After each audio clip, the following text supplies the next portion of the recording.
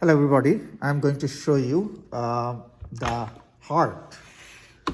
The heart is a very important organ of the body. It is a muscular organ, and the shape of the heart is a cone shaped or conical shaped organ. Okay, so you can see it is a cone shaped muscular organ, and the function is pumping the blood, and by the pumping action of the heart, the blood circulates continuously 24 hours throughout the body, right? Even when you are sleeping, the heart is not sleeping, it is pumping the blood continuously. Okay, so heart is located in the thoracic cavity, in the pericardial cavity, okay, in the thorax. And most part of the heart is located in the left side.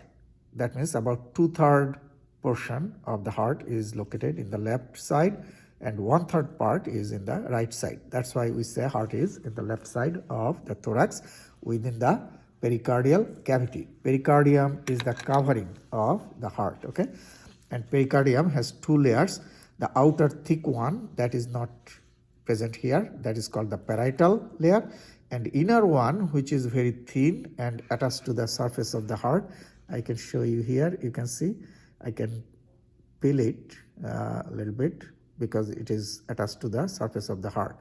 It is difficult to separate. Okay, so this is the visceral pericardium, the inner thin layer. Outer is the parietal, inner is the visceral, and this is the visceral pericardium. Okay, now this cone shaped part of the heart is called the apex. It is located or directed downwards and to the left. Okay, so down and to the left. Okay, and if you see here carefully, you see a line or groove is located here. You can see here, this is some fats are accumulated in that groove. That's why yellow, you see. And this is called the anterior, because this is the front of the heart. So anterior interventricular groove, that means between two ventricles, interventricular groove. So this is the left ventricle. This part is called the right ventricle. So left ventricle and right ventricle, right? And they are separated by this anterior interventricular sulcus or groove. Okay, and now I can say that apex is located in the left ventricle because this part is the left ventricle, right? And this is the right ventricle. Okay, then if you see the back part of the heart, you see this is the posterior or back of the heart, and this groove is called the coronary sulcus. Okay, and coronary sulcus separates the ventricles and atria. Two atria, right and left, are above the coronary sulcus. So below the coronary sulcus you have the ventricles, and above the coronary sulcus you have the atria. So this is the right atria, and this is the left atria because this is the left side, and this is the right atria. Okay, they are separated from the ventricles by the coronary sulcus. And the atria has a small extra structure. They look like your ear. That's why these are called auricles. So you see here, you can see this is one auricle here. See, it is a part of the atrium. Okay, extended part. So this is the atrium, and this extended edge is called the auricle. So you have auricles attached to the atria. Makes sense? Now I will cut the heart and see inside what are the structures I can see inside. There are different ways you can dissect the heart to open. What I'll do, I'll just go through the middle of the left auricle, then through the middle of the left ventricle all the way to the apex, and then go back through the middle of the right ventricle to the right auricle or atrium. Okay, so let's do that.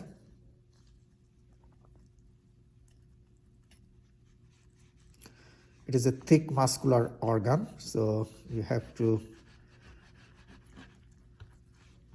push a lot, but also make sure that you don't hold close to the scalpel or blade.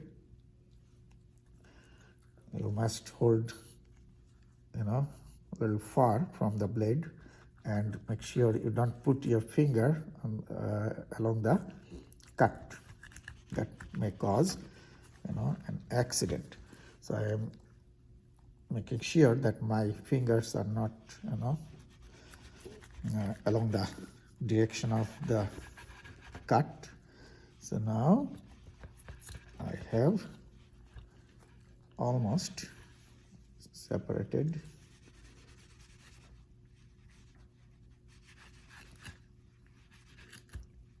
Okay, see, it is a very thick muscular organ because it must, pump the blood forcefully. Otherwise, blood will not be able to circulate throughout the body. Okay, so the muscle is the cardiac muscle, which is involuntary. That means you don't control it. It contracts and relaxes by itself. That's why it is called involuntary muscle, right? Now, I have dissected the heart and I can see inside. This large cavity here, you see, this is the left ventricle, right? This is the apex. And this cavity here, this is the right ventricle. So you see again, left ventricle and the right ventricle. Left ventricle is slightly below, right? And right ventricle is slightly above. Now you see here, this thick muscular wall between the right ventricle and left ventricle. This is called the interventricular septum, partition, okay, between the ventricles. And it is pretty thick, right? Now I'll see inside the ventricle, okay? So now if you look carefully, you will be able to see the ridges here. These are called trabeculae corni. Trabeculae corni, okay? Ridges inside the ventricle. And also you can see here, this is called the papillary muscle. So here again, you see the ridges. These are called the trabeculae corni, and these muscles, from these papillary muscles, thin cord-like structures you can see here arise. These muscles are called the papillary muscles, and these thin cord-like structures are called the chordae tendineae. So chordae tendineae, and chordae tendineae goes to the AV valve. So let me show you the valve here. So this is the chordae tendineae, right? Arises from the papillary muscle here. This is the papillary muscle, and it goes to the left AV valve here. This is the left AV valve, okay, or left atrioventricular valve, which is commonly known as mitral valve, okay, between the atrium and the ventricle. So this is actually the valve, and above the AV valve you have the left atrium and below left ventricle, okay. Same thing, in the other side, if you see here, you can see the papillary muscle very clearly. This is the right ventricle, right?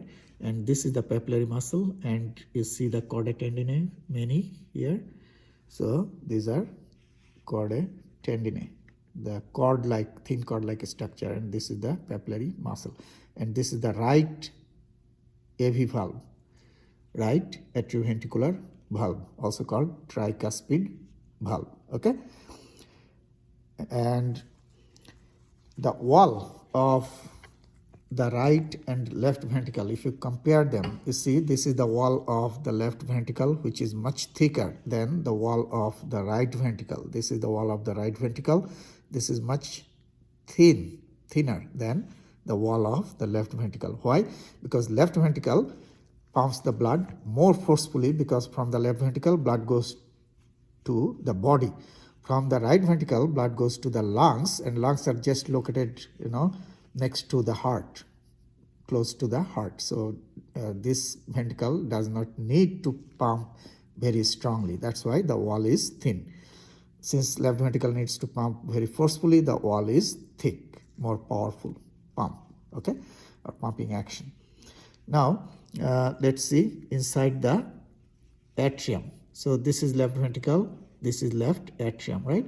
Now if I see inside the atrium, I see a smooth surfaced part and a rough surfaced part. You see these muscles in the rough part, these are called the pectinate muscles. If you look carefully, you can see the ridges. These are pectinate muscles in the atrium. Okay, so quickly go over. This is the left ventricle.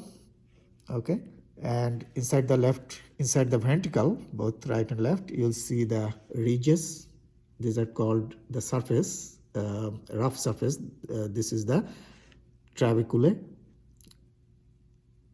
corni, these ridges. And then the papillary muscle, from the papillary muscle, this string like a structure, that is called the chordae tendineae, and this is the mitral valve or left AV valve. Okay, chordae tendineae controls the valves, the direction of the valves and movement of the valves. And then the atrium, inside the atrium you have the pectinate muscles. This is the interventricular septum. This is the wall of the right ventricle, thin. This is the wall of the left ventricle, much thicker. Okay, and now left ventricle is more powerful because it pumps the blood to the body. Okay, right ventricle is less powerful. That means the force of contraction is weaker because it sends blood only to the lungs. Makes sense? Okay, so those are the structures you can see inside the heart. And this heart is a heart of a cow, which is almost same size of the human heart. Okay,